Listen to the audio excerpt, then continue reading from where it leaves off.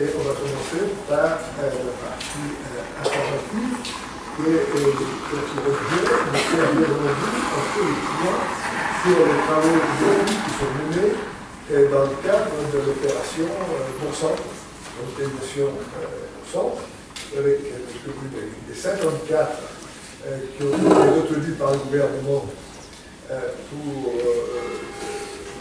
l'opération de revitalisation des centres-bourgs.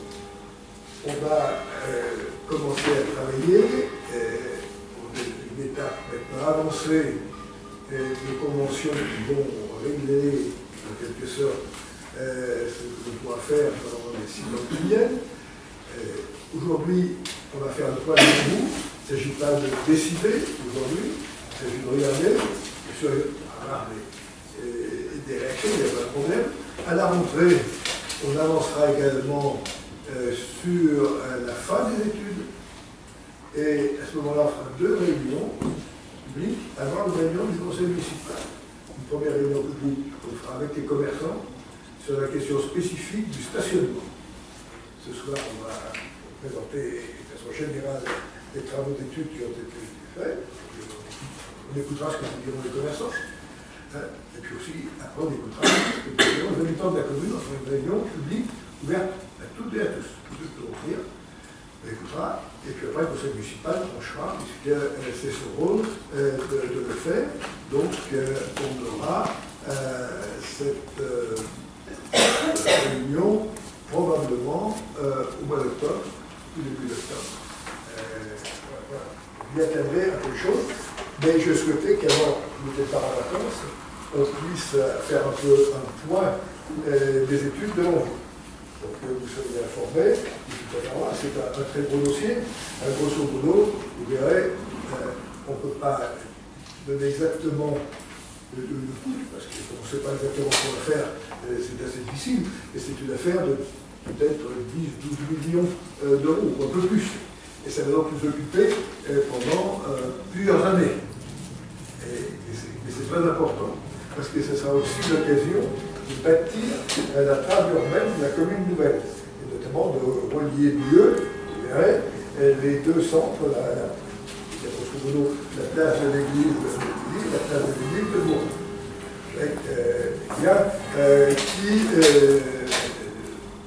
Qui pourrait donner un contenu grand à la commune. Donc je vous remercie les 2 collaboratrices, les formes de travail pour nous, et pour l'accord, et pour nous d'abord, sur ces projets. Elles sont mises à contribution avec, vous verrez, un certain nombre de qualités d'études. Elles vont vous faire cette présentation. Vous pourrez poser des questions, interrompre, il n'y a aucun problème. Mais comme je vous l'ai dit, on ne va pas décider ce soir. Vous pourrez dire, ça ne me plaît pas, ça me plaît bien, je ne comprends pas. Le débat est libre. C'est libre. Mais on va faire donc le point. Et si vous n'avez pas de questions préliminaires, on va commencer tout de suite. Est-ce qu'il y a des questions préliminaires? Non? Il y a commençons. Allez-y. Il y a une vingtaine de pages. Oui. On va juste se présenter peut-être rapidement. Ou bien, il faut prendre le micro, parler fort, parce que les cloches vont se perdre. Le positif et l'avancement, notre état d'avancement sur la convention, la démarche de réalisation de Centre-Bourg, et ensuite le contenu du projet avec les interventions qui sont prévues et dont on pourra débattre. Donc, sur la présentation, je vais rapidement passer sur les objectifs à l'origine du dispositif de revitalisation de Centre-Bourg, le projet pour la commune de Thizy-les-Bourgs, les outils qui sont mis à disposition par l'État et notre état d'avancement. Donc, les objectifs de l'AMI, donc AMI sont 3 lettres pour appel à manifestation d'intérêt, qui a été lancé à l'échelle nationale en 2014 dans l'objectif de donner du dynamisme aux centres-bourgs qui sont en perte d'attractivité et de soutenir les communes rurales qui voulaient se lancer dans un tel projet. Donc, on avait 300 communes éligibles, comme le rappelait Michel Mercier, dont 54 lauréats, dont notre commune de Thizy-les-Bourgs.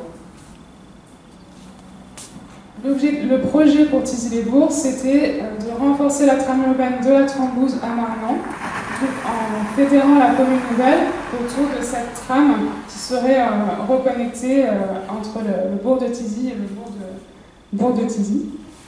Enfin, le centre-bourg de Thizy et le centre-bourg de bourg de Thizy. Voilà. Avec des interventions qui visent à offrir des logements qualitatifs, rénovés, des espaces publics également qualitatifs, de permettre la cohabitation des déplacements automobiles, piétons, d'organiser le stationnement au centre-bourg, de favoriser le vivre ensemble, les liens intergénérationnels et de maintenir et développer les services à la population. Donc pour cela, on a deux outils principaux qui nous sont mis à disposition par l'État, puisqu'on n'a pas véridiquement une subvention centre-bourg pour de tels projets comme on aurait pu être amené à penser au départ. On a deux conventions. Donc la première convention, la convention FNADT, qui a été signée en décembre 2014 et qui a marqué l'engagement dans la dynamique de revitalisation du centre-bourg et qui a ouvert le droit aux subventions pour le recrutement de personnel, donc concrètement le recrutement ici de Valérie et moi-même, et pour mener des études préalables qu'on va vous présenter par la suite. Et donc ensuite, on a la convention ANA qui est en cours, qu'on devrait signer prochainement, donc en 2016, et qui a pour objectif de présenter le projet de revitalisation du centre-bourg dans une logique transversale, en abordant donc les thèmes de la rénovation de l'habitat privé, du traitement des espaces publics, le patrimoine, l'environnement, la question commerciale aussi à maintenir en centre-bourg, et les services. Donc une fois signée, cette convention ouvrira les droits aux subventions ANA pour la rénovation de l'habitat privé et éventuellement aussi des subventions communales également pour la rénovation à l'habitat privé. C'est ce qui vous sera présenté dans le cadre des délibérations tout à l'heure. Concernant les autres projets qui sont plus relatifs aux espaces publics, au commerce, au patrimoine, etc., on n'a pas d'acte d'engagement financier dans cette convention ANA, mais le fait de l'inscrire dans la convention ANA les rendra prioritaires auprès d'autres financeurs que nous devrons solliciter par la suite. S'il y a des points qui vous paraissent obscurs, vous pouvez demander tout de suite des explications complémentaires. Oui. Si je ne suis pas claire. Allez, on va fermer la porte parce que c'est surtout parce qu'il ne faut pas avoir de la lumière. Concernant l'avancement de cette convention ANA, on a dû définir deux périmètres à la demande donc, de l'ANA. Un périmètre de revitalisation de centre-bourg qui correspond au centre-bourg de Thizy et bourg de Thizy, reliés, donc d'un seul tenant, et au centre-bourg de Cours-la-Ville. Et ensuite, on a le périmètre de développement territorial qui est plus large, qui correspond aux frontières des communes nouvelles de Thizy-les-Bourgs et Cours. Et les interventions sont axées principalement dans le périmètre de revitalisation de centre-bourg, donc qui est en rouge sur le diaporama, puisque à la demande de l'ANA et dans la logique de la convention, comme on est en revitalisation de centre-bourg, on se focalise sur ces centres-là. Alors, il faut bien comprendre ça, c'est un des points essentiels. Il y a deux périmètres. La convention avec l'ANA concerne le territoire de deux communes, Thizy-les-Bourgs et Cours. On a ajouté parce qu'il fallait réglementairement qu'il n'y ait pas qu'une seule commune. À l'intérieur de ce périmètre, il y a deux périmètres. Un périmètre de revitalisation des centres-bourgs, c'est-à-dire un périmètre où on a remarqué les immeubles qui sont en état le plus dégradé, mauvais, qu'on veut rénover, et à côté, un autre périmètre, le développement territorial, où on veut organiser le développement du territoire. Les aides n'auront pas la même intensité sur les deux périmètres. C'est sur le périmètre de revitalisation du centre-bourg qu'il y aura le plus d'aides. Parce que ce sont les immeubles les plus gravement abandonnés, d'ailleurs. Vous voyez ça, comme ça. Et il y aura une intervention de l'ANA, une intervention de l'accord, une intervention de la commune si vous décidez tout à l'heure. Voilà. Donc, en effet, si on sera présenté dans la partie de délibération, donc avec l'objectif d'être plus incitatif en centre-bourg, donc d'avoir des aides plus élevées également. Donc pour rédiger cette convention, on a fait deux études préalables, une sur la thématique de l'habitat, qu'on est en train de clôturer, puisqu'elle a commencé en janvier, elle se termine en juin, et qui a été réalisé par le prestataire Solia, avec un montant de l'étude d'environ 38 500 €, dont 30% qui sont subventionnés par le fonds FNADT, qui correspond à la première convention qui a été signée en 2014. Et ensuite, on a l'étude de circulation et stationnement, qu'on a commencé plus récemment en mars et qui devait se terminer fin juillet, avec le prestataire, l'agence Arter, et un coût d'environ 20 500 €, avec également un taux de subvention de 30% du FNADT. Donc on va revenir un peu sur le contenu de ces subventions tout à l'heure dans la deuxième partie. Sur l'avancement de la convention, donc on a terminé sa rédaction. Maintenant, elle est entre les mains de l'ANA Centrale à Paris et de l'ADREAL, donc on attend leur avis, avec éventuellement des petites modifications qui seront amenées. Et une fois qu'on aura un avis positif de ces deux structures, on pourra la mettre à disposition du public pendant un mois, puis la signer. Donc on espère une signature à l'automne. Voilà. Donc, sur le contenu du projet, on va juste revenir sur les deux études préalables, donc habitat, circulation, puis sur 5 projets un peu plus ponctuels, en tout cas géographiquement. Donc je vais juste présenter l'habitat et après je passerai la main à Valérie pour la suite du projet.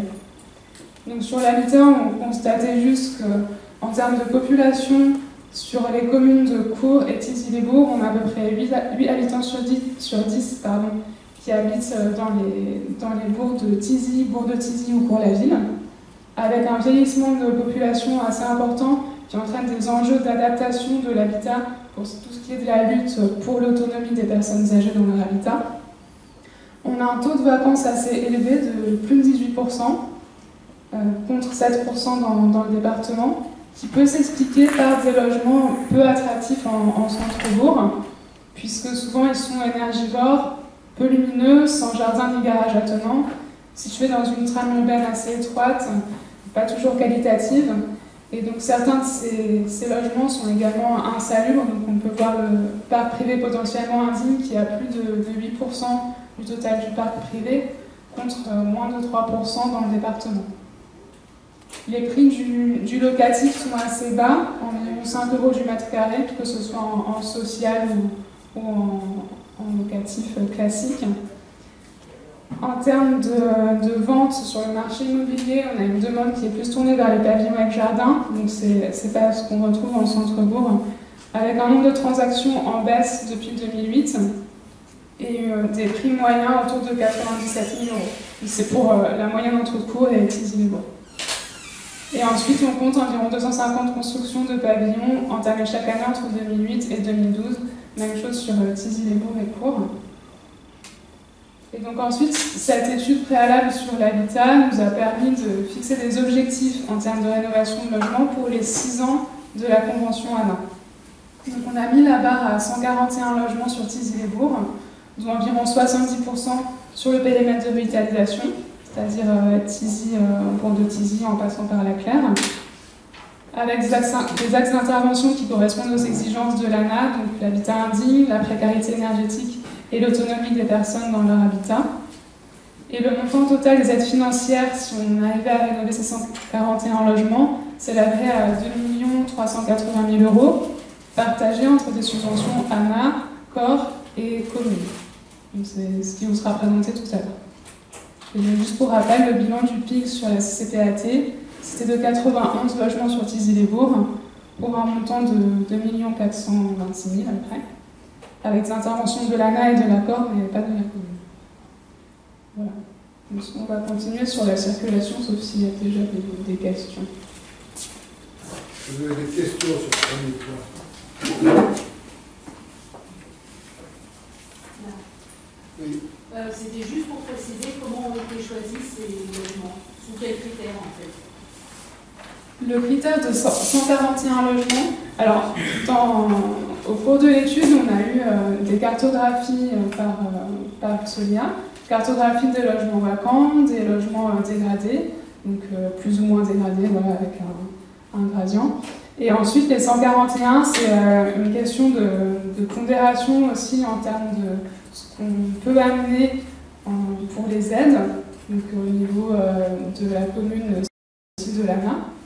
Et ensuite, entre ce qu'on peut faire sur les centres-bourgs, sur le périmètre de développement territorial. Voilà. C'est d'abord des logements qui sont dans les centres. Comme le nom l'indique, il s'agit de redonner de l'attractivité au centre-bourg pour faire en sorte que le développement ne se fasse pas qu'à travers les zones pavillonnaires des lotissements. C'est aussi quelque chose qu'il faut remplacer dans le cadre des lois Grenelle. On voit bien se développer les villages avec des lotissements et puis les centres du village mourir. Donc là, il s'agit d'une action destinée à revitaliser les centres. 140 logements, c'est beaucoup, et pas beaucoup, compte tenu du nombre de logements vacants qu'il y a sur la commune. Là où j'ai pas été très claire, peut-être les 141 logements, ils ne sont pas pointés. On ne sait pas si on va rénover celui-ci ou celui-là. C'est vraiment un objectif.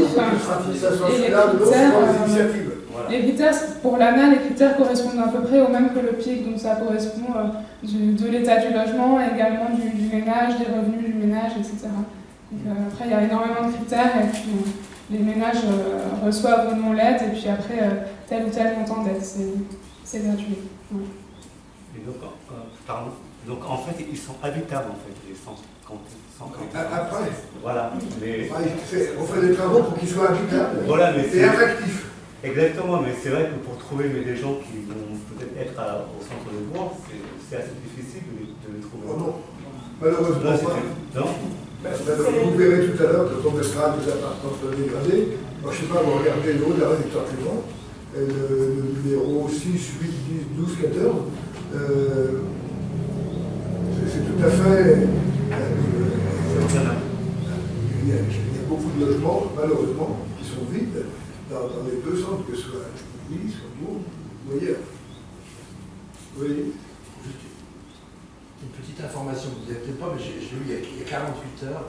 Donc, normalement, parce que l'ANA, c'est un défaut fluctuant, normalement, c'est très important ce qui se passe, ça serait ouvert aux propriétaires modestes, non pas mais très modestes. Donc, ce qui est très très important pour nous, c'est que normalement l'ANA, ça serait la signature du préfet, cette convention, et l'ANA ouvrait aux propriétaires modestes. C'est ce qui augmente les revenus, c'est augmente le nombre de gens. Et pour nous, c'est notre clientèle. Donc ça, c'est une information qui est en cours de régulation. Je viens d'apprendre. Alors, ce qu'il faut voir, c'est quelle est la différence entre la convention Centre-Bourg et la convention PIG. Grosso modo, sur un logement PIG, la subvention de l'ANA est en moyenne 8 000 euros, et Centre-Bourg avec 13 500 euros. C'est donc une bonification. L'ANA, là, pour l'opération Centre-Bourg, bonifie l'intervention compte tenu de l'état dans lequel se trouvent les logements du Centre-Bourg. Oui. Est-ce qu'il y a un délai pour réaliser l'ensemble de... Non, pour l'instant, la convention n'est pas signée, et après, il y aura 6 ans de délai. Et il faut bien ça, compte tenu de l'importance des opérations. Y a-t-il encore d'autres questions? Sinon, on va aborder très succinctement l'affaire de la circulation et du stationnement. On fera une réunion spéciale stationnement. Mais ce soir, il fallait qu'il y ait au moins quelque chose. Première information sur le stationnement, avant que Mme Moitié prenne la parole, à rappeler quels sont nos objectifs dans le domaine. Le stationnement est très important, mais il est second dans nos objectifs. Le premier objectif, c'est de bien relier les deux centres. Et actuellement, il y a plusieurs voies qui sont. C'est par exemple la rue Christoré, la rue Marie-Couturier, Saint-Roch, et la rue Rosaire et Champ-de-Chapin. Il y a 3 voies. Et rue Pasteur. Donc il faut que l'on essaye, avec ces 3 voies, de faire quelque chose de mieux, du point de vue de la circulation, de mieux du point de vue du stationnement, et de mieux du lien qui sera créé par ces 3 voies. Alors, sur le stationnement, si vous avez des questions, je les poserai après l'exposé de la vérité, on pourra vous répondre. On a des études qui commencent à montrer le temps moyen de stationnement, qui stationne Est-ce qu'il reste des places tous les jours? Est-ce qu'on en a assez? Pas assez? Donc on a fait un compte global, une étude est en cours, qui montre sur tout ce qui a assez de places de stationnement, mais qui a aussi des voitures en tout, qui restent un certain temps. Donc après, il faudra déterminer la façon dont on travaille. Allez-y. Donc cette étude de circulation et stationnement, elle a débuté au mois de mars. Elle va comporter 3 phases. La phase diagnostique, dont on a déjà eu un rendu, la phase de proposition des scénarios et la phase d'étude de faisabilité. La phase de diagnostic, elle est là pour nous faire un état des lieux général sur la circulation et le stationnement. Et il nous a permis déjà de pouvoir mettre en avant différents enjeux. Le premier enjeu qui a été pointé, c'est la qualité, la sécurité et le confort des piétons dans le centre-ville. La petite carte que vous avez en bas de l'écran, je ne sais pas si elle est très lisible, mais en tous les cas, ce qui est en vert, ce sont les espaces qui sont confortables pour les piétons. Ce qui est en orange, c'est les endroits où on a des trottoirs mais qui ne sont pas confortables et surtout pas à la norme de circulation et handicapés. Et ce qui est en rouge, c'est des voies qui n'ont absolument pas de trottoir, donc où la circulation des piétons est très complexe. Donc ces relevés de terrain ont été faits, vous avez peut-être vu des gens déambuler dans les rues et sur les parkings. Les personnes qui ont fait cette étude, donc l'agence Artère a procédé également à des interviews sur place, donc pour se rendre compte que cet enjeu-là était vraiment l'enjeu majeur. Le deuxième enjeu, c'est l'enjeu de l'amélioration de l'offre de stationnement. Donc là, pareil, le diagnostic a montré qu'on avait différentes problématiques selon les quartiers. Le quartier Laclaire, le quartier Jean Jaurès, ce sont des quartiers qui sont très contraints au niveau du tissu urbain et où donc la quantité de stationnement peut à certains moments manquer. Par contre, la problématique est assez différente pour tout ce qui est centre-bourg, donc tout le reste, où visiblement les problèmes sont plus liés au non-respect des zones bleues mises en place actuellement. Les autres enjeux, si on travaille sur la circulation et le stationnement, c'est tout simplement la qualité que l'on va retrouver des espaces publics, qu'ils soient des voies ou qu'ils soient des places comme la place du commerce. Et la problématique aussi des transports en commun va être aussi traitée au niveau de cette étude. Donc là, on vous a mis des petits extraits de scénarios qui nous ont été présentés. On est vraiment toujours en phase de travail avec le bureau d'études qui nous a proposé ces scénarios. En tous les cas, ce qu'on peut dire, c'est que le scénario numéro 1 qui nous a été proposé, c'est le scénario, j'allais dire, à minima, celui avec lequel on va simplement proposer des zones différentes pour la circulation. Donc 2 zones ont été proposées, c'est la carte à gauche que vous avez donc au fond de l'écran. Les zones à 30, donc, qui sont représentées en rouge. Là, ce sont des zones où on va chercher à équilibrer en fait la place du piéton et la place des automobilistes, mais où chacun justement va avoir sa place bien distincte et bien marquée au niveau du sol et au niveau des aménagements.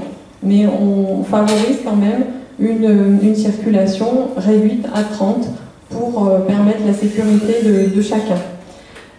Et la deuxième zone, donc c'est toutes les voies qui sont colorées en bleu. Donc ces voies-là, ce sont des zones où le piéton va être prioritaire. C'est-à-dire qu'on peut imaginer avoir des rues qui soient au même niveau, à la fois pour les trottoirs, à la fois pour les voies. Pareil pour le traitement au niveau des traitements de voirie, on n'aura pas de distinction entre le trottoir et la rue, simplement pour que l'automobiliste prenne conscience qu'il est dans un espace où le piéton est prioritaire et où on ne va pas faire n'importe quoi, où on va avoir donc la circulation qui va être réduite à 20 km/h. Donc ça c'est le scénario 1, le scénario à minima. Les scénarios 2 et 3, ce sont des scénarios qui vont un petit peu plus loin, notamment au niveau des sens de circulation.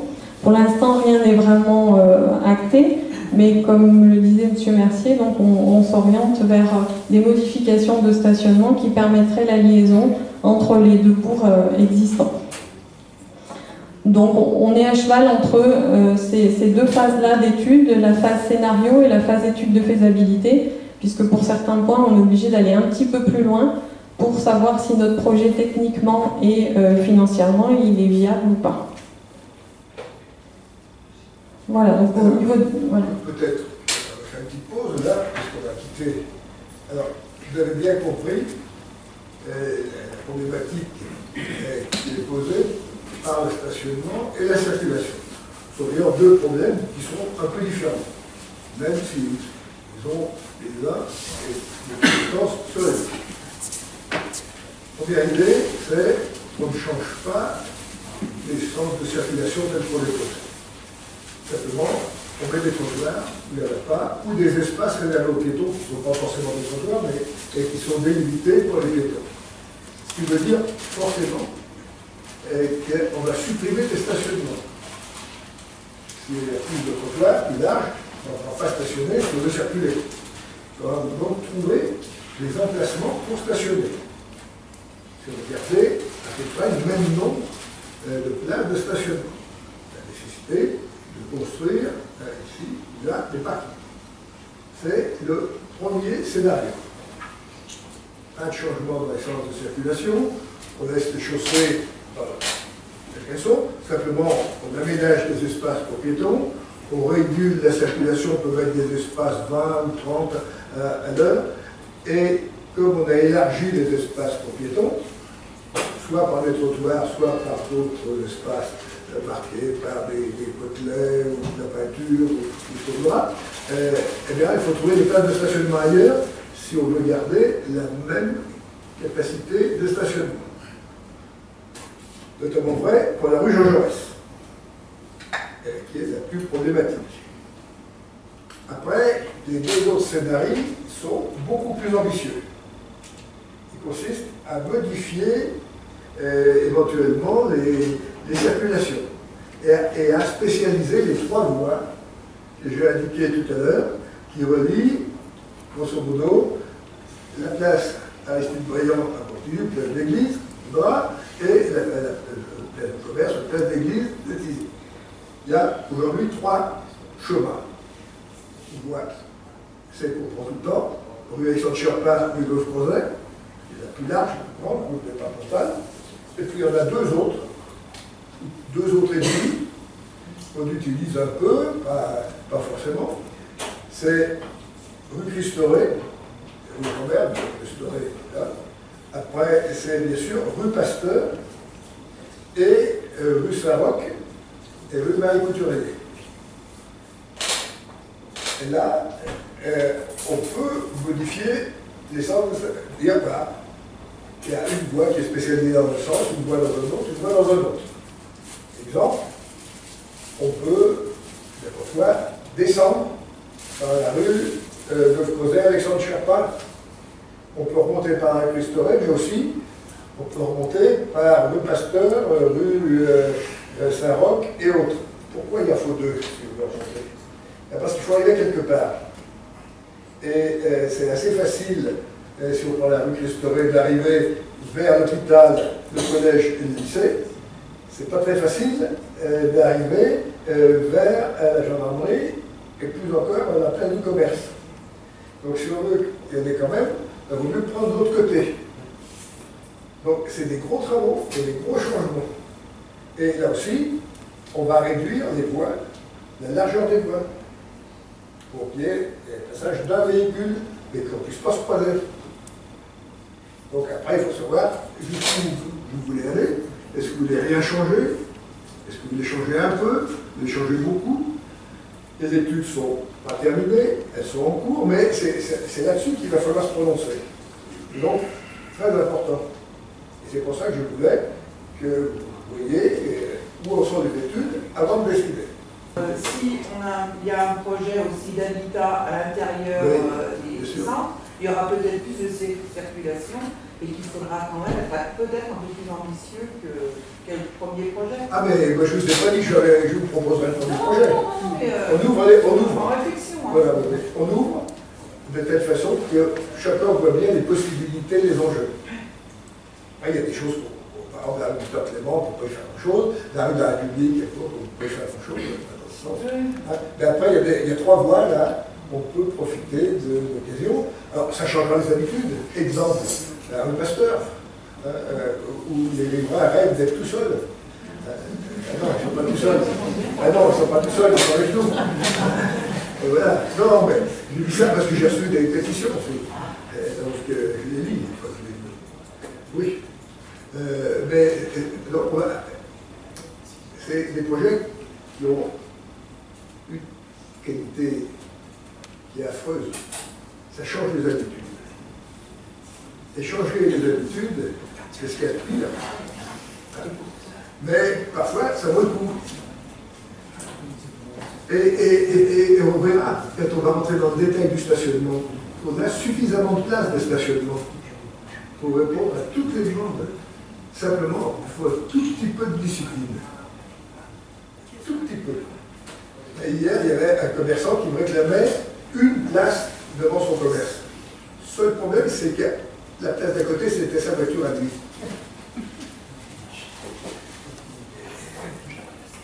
Et donc, ça veut dire qu'on aura des hiérarchies dans les stationnements. On devra limiter le temps dans certains endroits et laisser plus de temps dans d'autres. Après, il faut qu'on demande comment on fait pour limiter. Est-ce qu'on met une pendule, est-ce qu'on met une cloche, est-ce qu'on met, je ne sais pas quoi, on peut mettre plein de choses. Hein? Ça va faire du Ah, c'est sûr. Enfin, c'est la seule solution pour que ça marche aussi. Hein. Il faudra limiter. Donc, on va regarder. Oui. Non. Par rapport à ces sens de circulation, je serais assez d'accord pour l'hypothèse numéro 2, c'est-à-dire modifier le sens de la circulation. Pourquoi?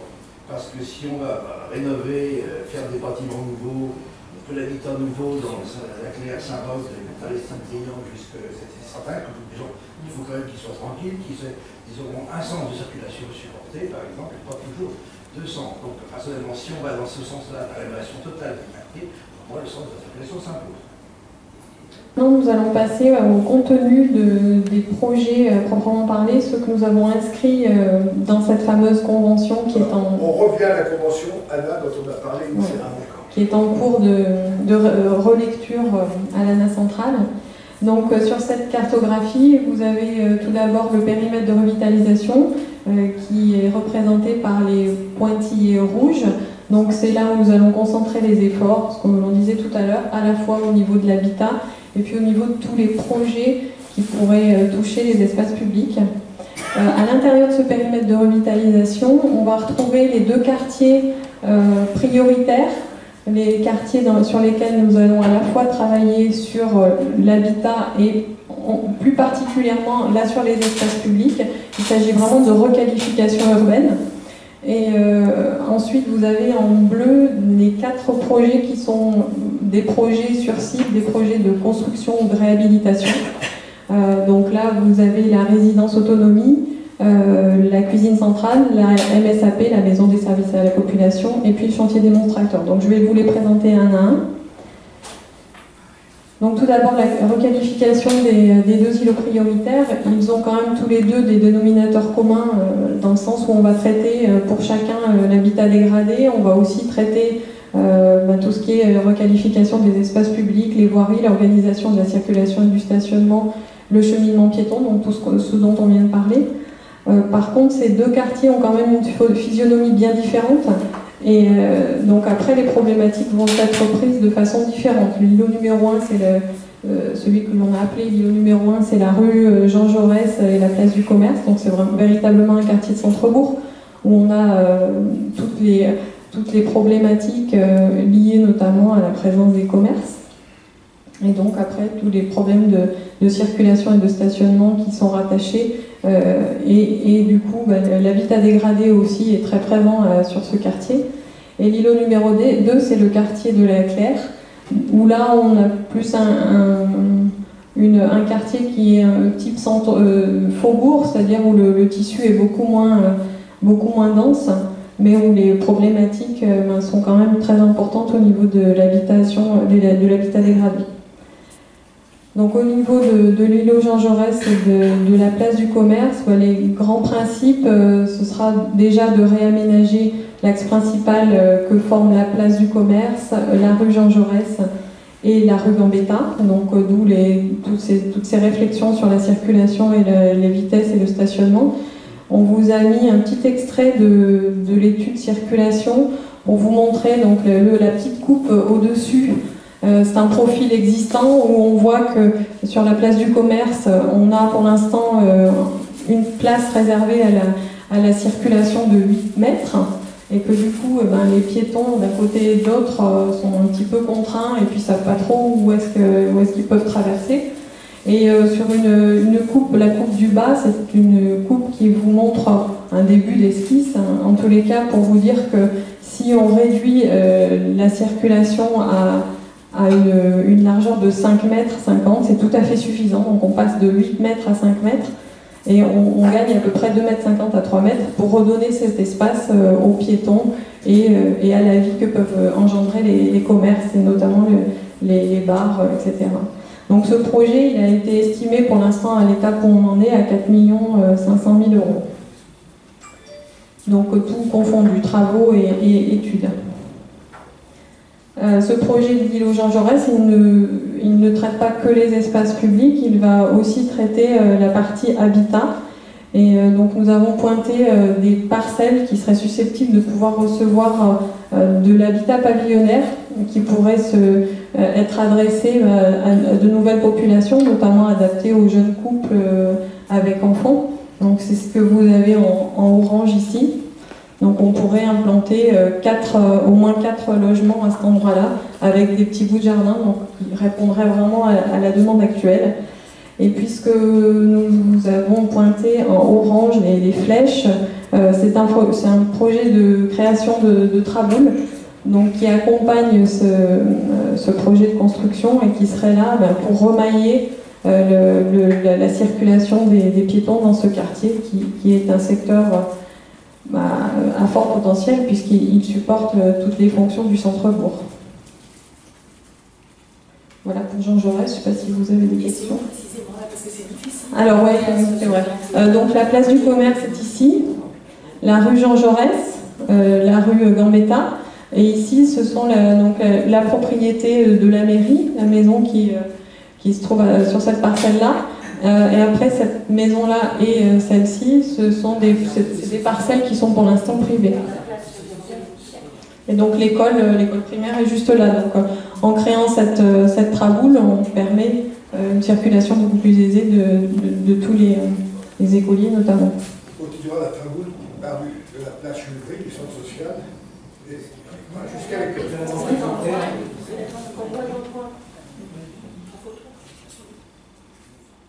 Voilà, et puis avec le projet aussi éventuellement de la construction d'un parking, puisque si on retravaille la rue Jean Jaurès et si on propose justement de supprimer le stationnement, il va falloir retrouver du stationnement et ces parcelles pourraient éventuellement être réaménagées en un parc paysager, donc on redéplacerait en fait ces places de stationnement à cet endroit-là.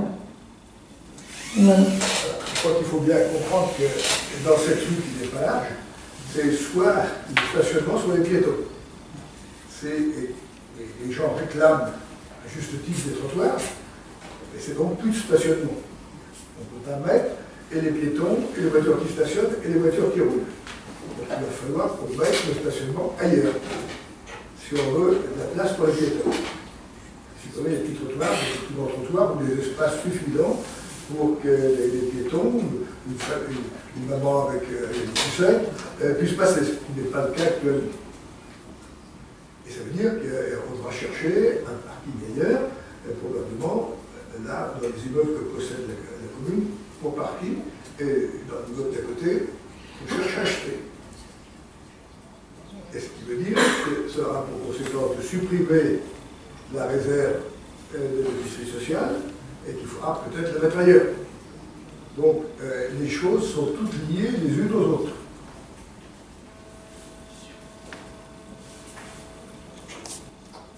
Donc on peut passer au quartier de la Claire. Le quartier de la Claire, lui, donc, a une problématique assez différente, mais en tous les cas, la circulation et le stationnement, donc, comme on en a parlé tout à l'heure, est le problème majeur. Et il faudra donc se poser la question de savoir si on met justement un sens de circulation ou si on maintient les deux.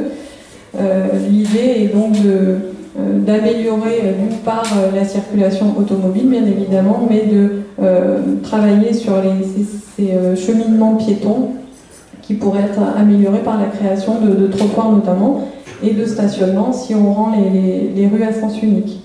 On a également pointé justement la démolition de la pointe qui se trouve vers la rue Saint-Roch pour permettre d'aérer ce quartier et de lui donner une nouvelle image. Ensuite, l'autre thématique qui sera abordée, c'est l'habitat. Donc vous avez toute la zone ici pointée en rouge qui pourrait permettre donc non seulement de la rénovation de bâtiments existants, mais la construction de nouvelles propriétés bâties, ce qui permettrait de recréer ce lien bâti, cette trame urbaine que l'on souhaite entre les deux anciens bourgs de la commune nouvelle. Et le dernier point que nous avons évoqué, c'est aussi l'ouverture du parc de la mairie. Ce parc de la mairie, pour l'instant, il est vraiment refermé sur lui-même. Il n'a pas d'ouverture sur l'extérieur, il a pourtant un énorme potentiel. Il se trouve en centre-bourg, c'est un poumon, et donc le fait de pouvoir le retravailler, le réouvrir à la population pourrait aider à la redynamisation du quartier. Ce qu'il faut bien comprendre, c'est que si on change le sens des voies, il y aura un carrefour qui deviendra important, il faudra aménager, c'est ce carrefour de la Claire. Puisque là, il y aura un croisement de ceux qui montent et ceux qui descendent, d'une façon ou d'une autre. Et donc, il faudra travailler sur ce point. C'est pour ça que les options qu'on prendra, elles sont toutes liées les unes aux autres. Et qu'il faut, on ne peut pas choisir l'un sans prendre l'autre. Bien, on choisit autre chose. Il y a la liberté de choix, bien entendu, mais les choses sont liées très largement. Si on veut spécialiser, par exemple, la rue le Frozet, des Saint-Cherpas pour la descente, et sur la montée, Christoré, Pasteur, Saint-Roch, etc., il y a un moment, ça se croise. Et il faut organiser le croisement. C'est-à-dire, bien sûr, on a aussi des choses à voir, à faire, et à donner vie à ce croisement. Oui. Une des principales contraintes techniques à laquelle on aura affaire pour la circulation, c'est le problème des transports en commun. Quand on voit la longueur des autobus maintenant, c'est 11 mètres, 12 mètres, 13 mètres, 50, 14 mètres, et ça, il faut absolument le prendre en compte. On a effectivement pointé cette problématique. On a recensé tous les parcours que pouvaient effectuer les véhicules.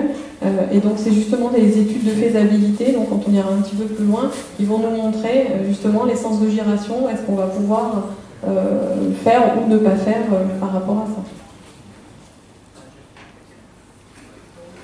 D'autres interventions?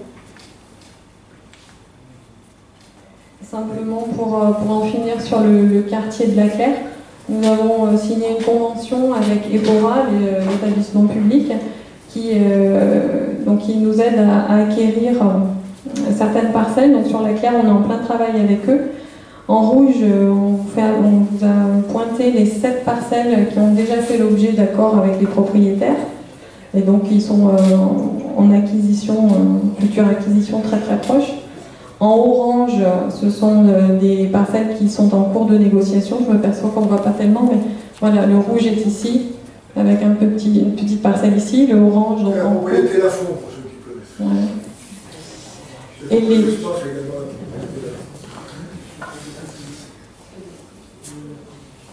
Et les 14 autres parcelles qui nous semblent stratégiques, qui vont être intéressantes d'acquérir. Voilà pour la Claire. On passe à la résidence autonomie. Maintenant, on va passer sur des dossiers particuliers.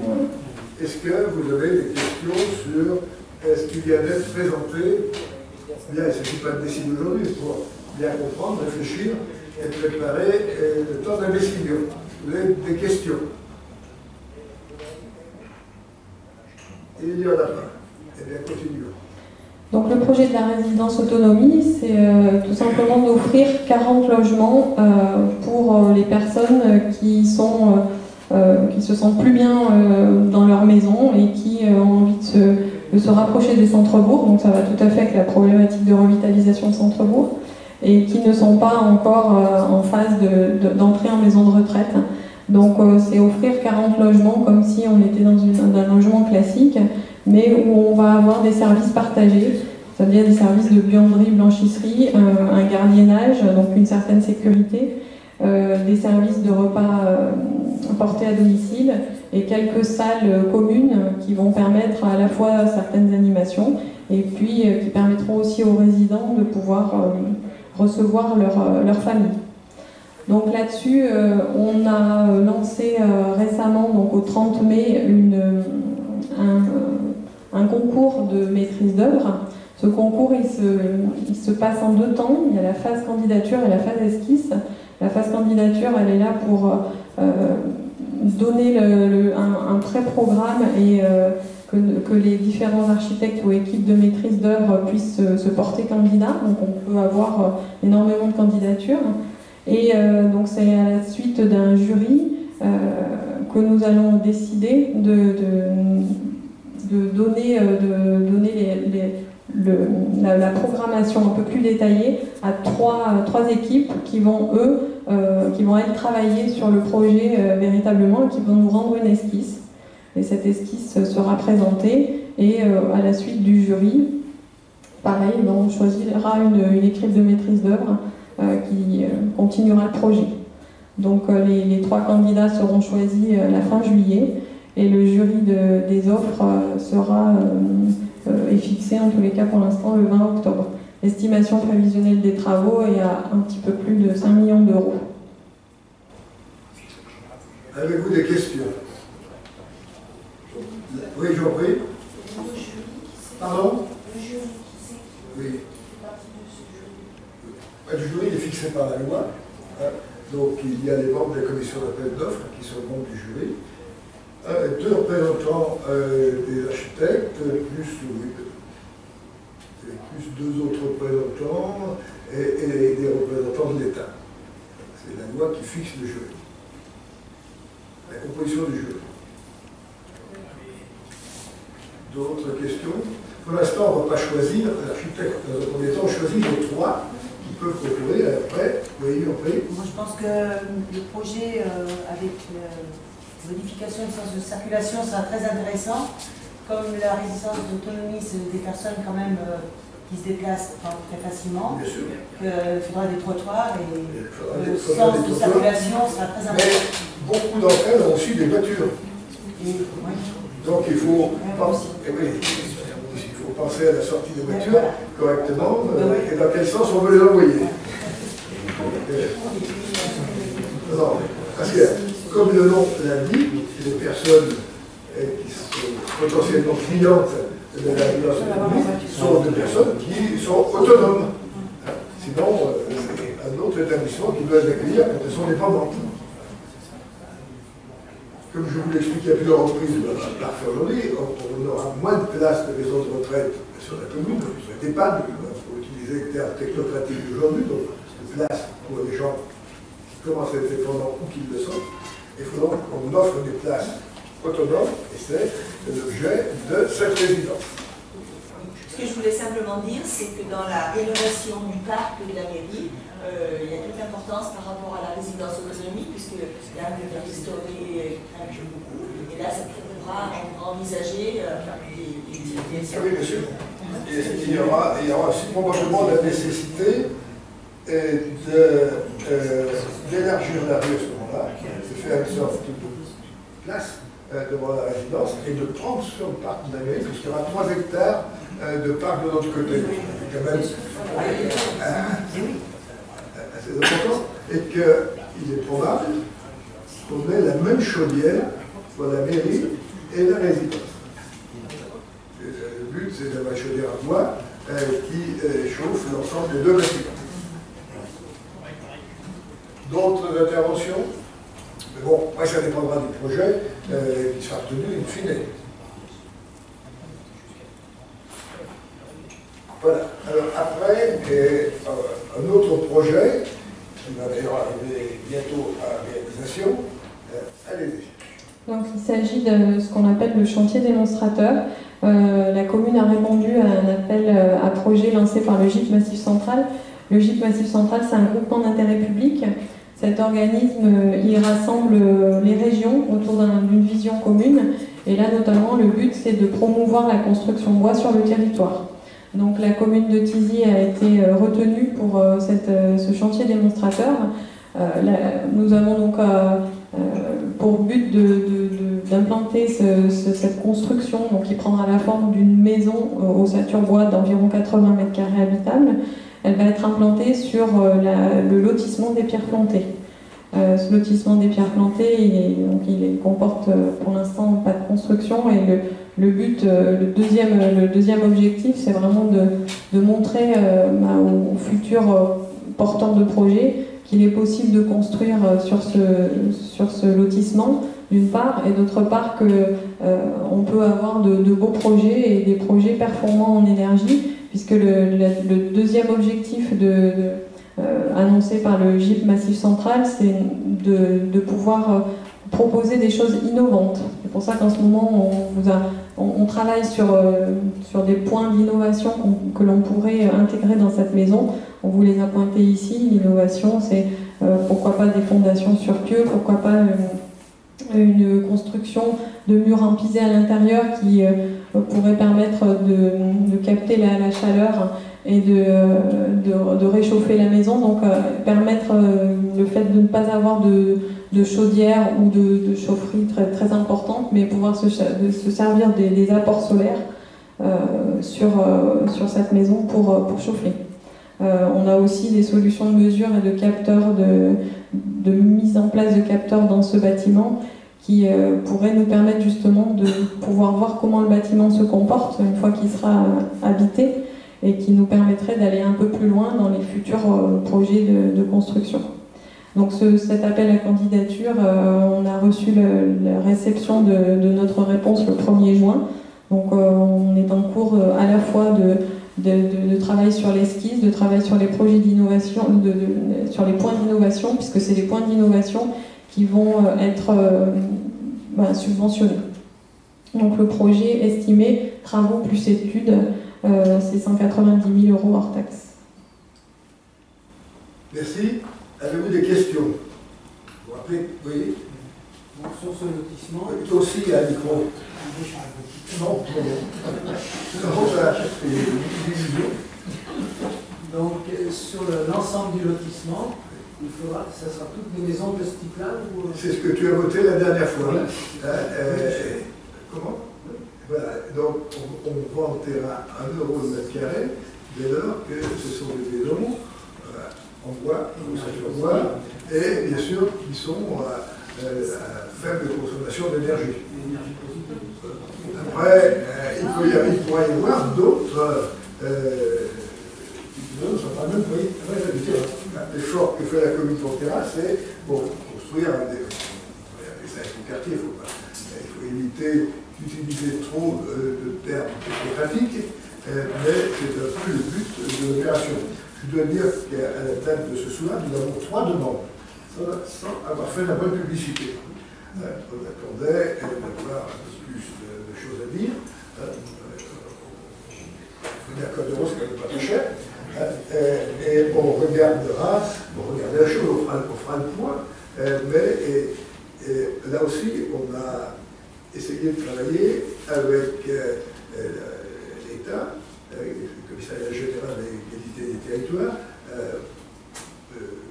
Massif Central, qui lançait ce projet, qui a pour objectif de faire travailler les artisans locaux, le bois local, les lycées et du bâtiment locaux, ici dans le Massif Central d'ailleurs, Hein. Et donc, tu te ferais. Alors, il y aura bien sûr, il y en a qui auront des morceaux en béton. Hein. Il y en a qui feront des murs peut-être en béton, il y en a d'autres qui mettront des pieux. Comme cela peut illustrer. Il n'y a pas un modèle unique imposé, mais il y aura un bâtiment de démonstration. Voilà ce qu'on peut faire. Après, il y aura une liberté d'adaptation, c'est évident. Il ne s'agit pas du tout, c'est pas Staline. Hein. Donc, il y aura une liberté d'adaptation, mais il faudra aller au même résultat énergétique et utiliser le bois, puisque c'était un des objectifs que l'on avait. D'autres questions? Alors là, c'est un autre projet plus lointain, et plus compliqué à réaliser. Peut-être qu'on y arrivera, jamais. Mais on va étudier. Là aussi, on était retenu. Voilà, le projet de la cuisine centrale, c'est tout simplement le projet de mutualiser les différents sites de préparation des repas qui se trouvent sur la commune, donc les établissements scolaires, les établissements hôteliers, et également développer la filière agroalimentaire locale, donc pouvoir aller se servir chez les artisans et les producteurs locaux. On travaille en collaboration avec différents territoires qui ont été retenus comme nous, qui se trouvent sur différents sites, qui ont des projets qui sont un petit peu différents, mais en tous les cas qui ont pour même dénominateur commun de vouloir développer leur filière locale. Là-dessus, donc on en est vraiment au tout début. La première réunion de travail va avoir lieu au mois de septembre et une étude va être lancée. C'est vraiment une étude de faisabilité, simplement pour définir le programme fonctionnel et puis pour savoir si ce projet de cuisine centrale est faisable ou pas en fonction des différentes problématiques du... Voilà, c'est un projet qui se situe dans le cadre de la loi qui vient d'être votée sur les projets alimentaires territoriaux. Il s'agit de réunir tous les acteurs qui mangent, d'abord, parce que si personne mange, on va pas de faire une cuisine, qui produisent et qui transforment, quelle que soit la situation juridique. C'est-à-dire là qu'il y a toute la difficulté. Il est évident qu'on voit bien toutes les questions que cela peut poser. La loi Pavois, on a été retenu, l'étude est largement financée par l'État, par nous, et on verra bien au bout du compte si on y arrive ou si on n'y arrive pas. Il y en a qui attendent avec impatience. Par exemple, l'hôpital. C'est de toute façon l'idée frappant l'hôpital. D'autres en ont sûrement peur. Parce que ça changera un certain nombre de choses. Il s'agit de prendre tout le monde, avec tous les cuisiniers, avec leur statut, et tous les vendeurs de produits alimentaires, tous les producteurs de produits alimentaires, et puis tous ceux qui mangent. Des repas collectifs. Soit ceux qui sont à l'hôpital, au collège, au lycée, à la cantine municipale, auquel on porte leur pain, dans le pays, partout. Après, on verra si ça marche ou si ça ne marche pas.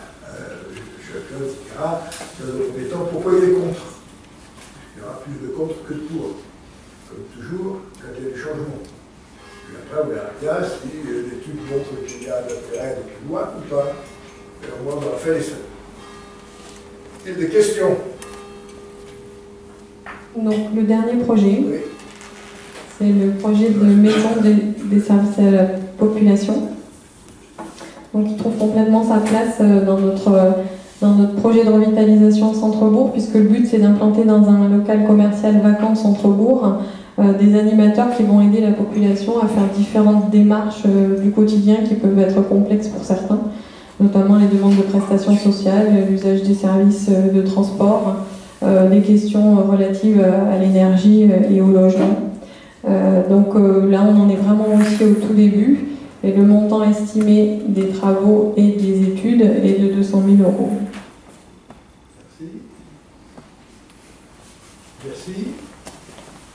Avez-vous des questions à poser sur l'ensemble du dossier? Oui. En fait, l'idée, en fait, c'est comme les pins. Quoi? Les pins que... Non, parce que ça se ressemble un peu, en fait. Non, c'est autre chose. Non. D'abord, ce sera ce qu'on fera. Pour l'instant, on va surtout voir comment on fait les choses. on ne va pas faire le film qui existe un peu plus. Voilà, c'est ça. C'est pas ça qu'on veut faire. On n'a pas de chance, on ne peut pas faire la même chose. Il faut que l'histoire qui est sur Jeanne, de l'idée qu'on veut copier et les voisins. Mais moi je copie pas. Oui, mais moi non plus, jamais. Eh ben ça va. Voilà, donc on va être d'accord. Donc c'est pas un film. Vous avez posé une question, vous avez une réponse. Merci. Voilà. D'autres questions?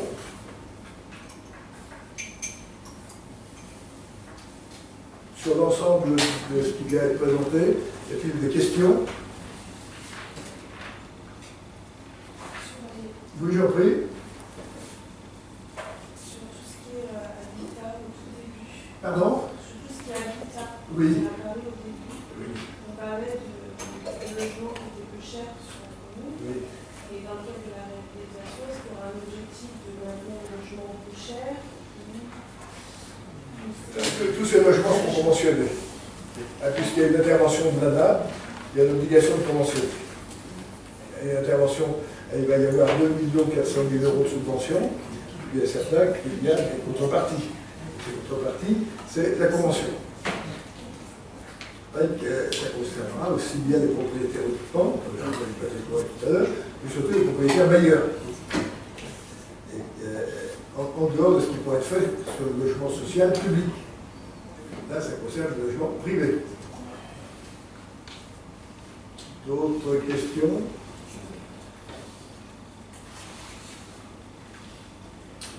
D'autres questions? Alors, on aura l'occasion de revoir tous ces problèmes, mais je voulais vous montrer où en étaient les études. C'est une sorte de point avant les vacances. Il y a eu beaucoup de travail fait, tous ceux qui ont participé. Il y a encore beaucoup de travail à faire. On va déboucher, comme je l'ai dit, au tout début de la séance, sur au moins 2 réunions publiques. Une plutôt focalisée vers les commerçants, pour discuter avec eux, circulation, stationnement et autres, et une ouverte à tous les publics, pour discuter de l'ensemble des projets avec une présentation. Et une fois que ces 2 réunions seront tenues, il y a le conseil municipal décidera, arbitrera, comme le doit et le veut. Mais c'est bien sûr des opérations très lourdes. Vous avez vu, grosso modo, il y en a pour 18 millions. Et donc, on ne va pas se faire en un an. C'est une opération qui va durer plus que le mandat. Donc, il faudra bien réfléchir. Quand on va décider, on va aussi engager ceux qui viendront après nous. Comme ceux qui étaient avant nous, nous engager. C'est évident, c'est toujours comme ça. Mais encore, faut-il en avoir conscience au moment de prendre la décision. S'il n'y a pas d'autres interventions, je remercie Mme et Mme Berthier, et puis on va délibérer. Mais s'il y a encore des interventions, des questions, profitez-en. Il n'y en a pas. Eh bien, merci beaucoup. Merci.